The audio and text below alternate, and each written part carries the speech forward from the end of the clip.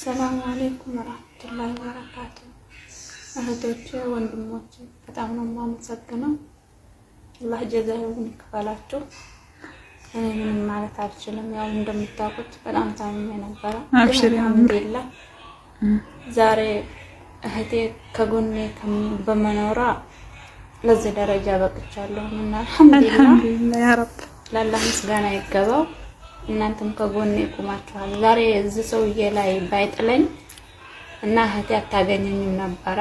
አልሐምዱሊላህ በጣም ነው የማመሰግናችሁ ለተጨነቃችሁልኝ። አሁን እኮ አንዴ ኩላሊቷን ልትሰርቅ ነው አንዴ እንዲህ ነው እያሉ ብታይ ወላሂ ጉድ ፈልቶልሻል። ማረፍ አልቻልንም። አልሐምዱሊላህ ጥሩ ሰው ላይ ነው የጣለኝ አላህ። ያው እንደ ህዋህነት ያይቶ የእናቴ ዱዓ ከስር አልቀረም ነበረ እና ምንም ማለት አልችልም። በተረፈ በጣም ግራ እያጋቡኝ ነው ወላሂ ንገሪያቸው እና አሁን ሁሉንም ነገር ስላስታወስኩ ይሄንንም የሚባለውን ነገር ብታቆሙት እና በዱዓችሁ ከጎኔ ብትቆሙ ደስተኛ ነኝ። እኔ ሁሉንም ነገር አስታውሻለሁ። አልሐምዱሊላህ ረብል ዓለሚን ያ ረብ የእናንተም ዱዓ ደርሶኛል። አላህም ሌላ ቦታ አልጣለኝም። ደህና ሰው እጅ ላይ ነው የጣለኝ። እህቴ ከኔ ጋር ምን እንዳሳለፈች እንዴት እንደሆነች ያንን እሷና አላህ ብቻ ናቸው የሚያውቁት። አረ ሰውዬው እኔን ተይተሽ ሰዎቹ እነሱ ራሱ ወላሂ የታገሉት ጉድ የነሱንም ያው ወላሂ ቃላት ያጥረኛል። ላላ ማልቀስ የለም እማዬ ወላሂ ማልቀስ የለም። ላ ሐራም ነው ስታለቅሽ ይከፋኛል። እና ለማንኛውም ይሄው እንግዲህ እንደዚህ ነው። አልሐምዱሊላህ የኔ ደስታ ይሄ ነው። የሷን ሳቅ ማየት ነው። ደስታዋ ተመልሶልኛል።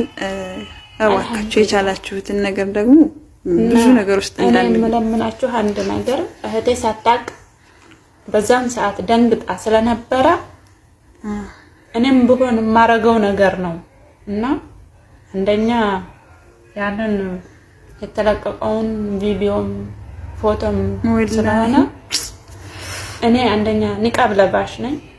አሁንም እንደዚህ ፊት ለፊት የወጣሁት ለእናንተ ስል ነው። እኔ ንቃብ ለባሽ ነኝ፣ ሙስሊም ነኝ። ተባብራችሁን ይሄንን ነገር ከቻላችሁ አጥፉት፣ ወላሂ ከቻላችሁ አጥፉልኝ እና ሙስሊም እኔ ቤተሰቤን አግኝቻለሁ። ክርስቲያን የሚሆናችሁ በፈጣሪያችሁ ይጃችኋለሁ። እኔ እንደዚህ አደባባይ ላይ ወጥቼ የተናገርኩት ለእናንተ ብዬ ነው እንድታምኑ። አልሐምዱሊላህ ደህና ነኝ። ሁሉንም ነገር ለማስታወስ አስታውሻለሁ። እድሜ ለእህቴ እናመሰግናለን እና ተባበሩን፣ አጥፉት። የለቀቃችሁትን አላህ ምስጋና ይገባችሁ። ለእናንተም ጀዛውን አላህ ይክፈላችሁ። ሌላ ምንም ማለት አልችልም፣ ቃላት ያጥረኛል። አብሽሪ። ሰላም አለይኩም ወራህመቱላሂ ወበረካቱ። እና ለማንኛውም ይሄው እንግዲህ ይሄ ነው ያለው ነገር። የኔ ደስታ ይሄ ነበር። የሷን ሳቅ ማየት ወይ ደግሞ እንደዚህ እናቴ እህቴ አባቴ ስትል መስማት ነበር። ቤተሰቧንም አወራች። እነሱም ኢሞ ቁጥር እየተሳሳተባቸው ነበረ እንጂ ሌላ ነገር አይደለም። ለማንኛውም ተረጋጉ፣ ልፋታችን ገደል እንዳይገባ ተረጋጉ። ወሬ ማብዛት ቁም ነገር የለውም። በቃ እንተማመን ወገን። እውነት እንዴኔ እኮ አንድ ሀበሻ ነኝ። ቆይ ስታዩት ኦሮሞ፣ ትግሬ እንትና ብዬ እንደማንም ፖለቲከኛ እሷን ማጠቃበት ወይም የሷን ኮላሊት የምሸጥበት አስተግፍሩላህ። አሻ እየሳቀሽ ነው የኔ እናት። እና ለማንኛውም ተረጋጉ እሺ። የኔ ደስታ ይሄ ነው። ይሄው እያወራች ነው። 100% ሰላሟ ተመልሷል። ትንሽ ሰውነቷ ነው ያው ደከም ይላል እንትን ስትቆም ምናምን ሄድ ስትል ሻሌ ደግሞ ይስተካከላል ማለት ነው። amma mucaan kiyya yoo nama dafa illee yoo madeeg dinqisiifatan kiyya wayii dafa ifaa ta'e mala ilma kiyyan se'a baazaa istaan nu akka namni beeku barbaadu baay'ee ijoolleeti no wallahi osoo beeknanii osoo beeknee na tolaan dhugaa dubbatu yookiin keessaa nu na ergime banna rabbi daalaa ija na hoosise ammoo asli tiktookira ni jirani amma bar yoo dawwalee manama dawwalee fi dubbisuu hin danda'a guyyaa laayivira jira nama kuma dhabu torban dalaalaa ture na dawwalanii akkana taatee kuna mana bira taataa jiru namni ollaanirra jiru waa beekare booda isinii dawwalan cufa hin jiran isaan bar silkii smaartii qabanii hin beekan laayiv irratti ilaaltu jarri tiktookii irratti argiti hin qaban maal siin jette re'oo miidiyaa irratti argiti humaan jedhan jarri irran kaa'ata waan akkana akkuma seenaa kana لا سينا دائما مال بيت سنين بيقول له ما يعني akkanumatti baratan kaajaan illee gaafuma daa'imaatirraa argaa dhufanii አሁን አባቱ ደግሞ የተስተካከለ ነው ከጎዳይ ማድረ አርጋው ሽግራም በረታኒ ጸባዩ ነው አባንክ የጸባይ ማይሳይ የጀመረኩ ነው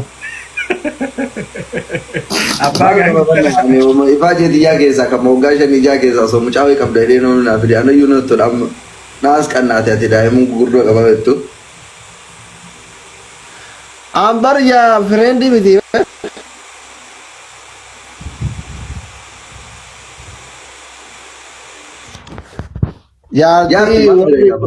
jaartii maayyaa kamaala alaati kan kee ijoollee mooduu aan dhalatte yaa እንደውም የወሰንን ሰላታ ይጀራል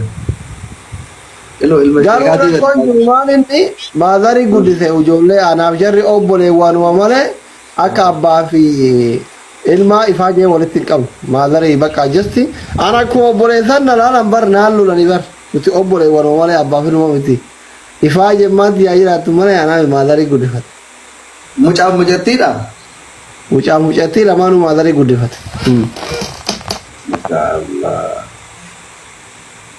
garuu dhugaa dubbatuuf wallaahi ijoollummaadhaan ijoollee argatuun በጣም ደስ ነው ይላል ልጅ በልጅነት ነው ጋር ነበር nama arge beeka beeta amma warra kaaroo kun saddeq dhugaatti fakkaatu kanaaf teenya kana sin dhageeffanna nuti amma gilee wajji haasofnu silkii nama gilee wajji haasofnu miira abbaa fi ilmooti wajjin haasofnu miiruma obboleewwaniiti gilee waa barbaadan akkuma obboleessi keessu qiixesu na quuxisa malee abbaa saalfattaayyuu ijoollee guddoo agasii qabadhee waliin haasawuu natti hin tolu na saalfachiisu Kennatti arangee akkasii isaan siibitee shabsi godha amma gilee ati quute bar akka shari'aatti jaartii qaxxaa'uu yoo barbaadan irrumaa achi garagalaa bulaa jedhan malee tumaa hin jenne shari'aa keessa homta akkanaan jiruun kana gurratti seef godhadhaa warri dheeraa wallaa. maal mana kana jaartiin itti garagaluun barbaadu koomentii jala fiigaa ooltii maa akka qaxxaamtetti jettee sun hin ta'u. Adabbii tokkoffaa. Haasaan hin taaneef seenaadha. Qooyi waan rabbi hin beeknu ilmoo koo obsi rabbi obsa siifaa kennu. Miliqii baata. Miliqii. Wayyoo miliqii badeettu seenaa. Barna marayyaan innaa gargaaruun dhabe malee wallaahi silaatu mo'anne. Adabi seenaa. Adabbii tokkoffaa. Ayyee. Shaaworii galta. Si biratti hin galle silaan argine ati maal taate? Eenyu. Adabi seenaa. Daa'ima mormini adabbii irraa fuudhi. Ayyee habiibti. Adabbii tokkoffaa. Ila. Ana fi baba fi firoo yeroo nageessita bakka bashannana. Ayyee. Sadaffaa shaamboo fuulatti dibatta. Lammaffaan hin taane jijjiiri ka bashannanaa kan anuutu geessa. Shaampoo dibachuu shaaworii galuu tokko jijjiiri. Ka bashannanaa kan anuusi bashannansiisa dhiisi. Ati yeroo waliin foon. Hunda keessa namni sin bashannansiisa. Ka biraa adabi tokko malee. Adabbii tokkoffaa shaaworii gali. Adabbii lammaffaa shaamboo diba'uu mataatti. Sadaffaa doonaatii nabiti. Ayyee. Ati warra garaatii itti kana keessaa qabdu. Ayyee. Siin bita mama. Adabbii lammaffaa. Way garaago. Adabbii lammaffaa. Qoyyaa Aishaa ko obsi ko ililli nu kenna amma ililli nu kenna silaa ko. Walaa adabbii ni jala balleessite ati. Adabbii lammaffaa. Ara nama meeqa tafe guutuu kaatan garuu nama tokko qofa tafe. Nama tokko qofatu hafe nama tokko qofatu hafe. Ililli kenna namni sagalee kennaa tachu daa'imni seenna jala balleessite adabbii.